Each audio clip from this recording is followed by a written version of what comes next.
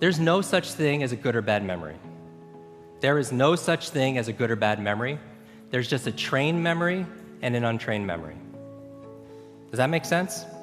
Now, here's the thing. I grew up with these learning challenges. I had all these difficulties all through school, all through elementary, middle school, junior high, high school. I had all of these challenges.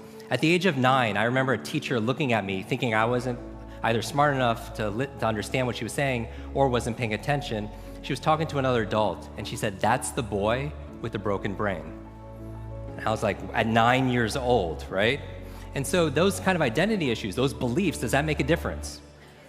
Yes, right? And a lot of people believe that they can't do certain things. They could just never remember names. So I could teach them a strategy, but if the belief is not changed, what happens?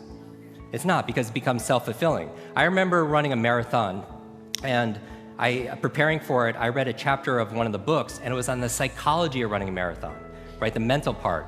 And it said this verbatim, word for word, because I'm a memory expert. It said, "Your brain is like a supercomputer, and your self-talk is a program it will run.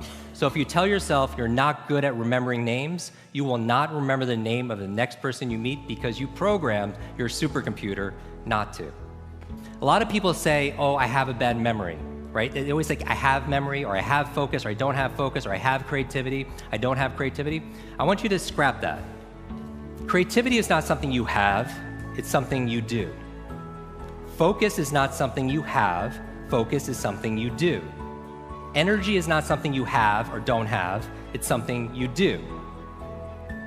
Memory is not something you have, it's something you do. And what's the benefit of turning it into a do, as opposed to something you have? What's the benefit? You have control over it, because you could put it into a process. It becomes a strategy, because there's a strategy for reading faster. There's a strategy for remembering names. There's a strategy for having focus. And it's a verb, not a noun.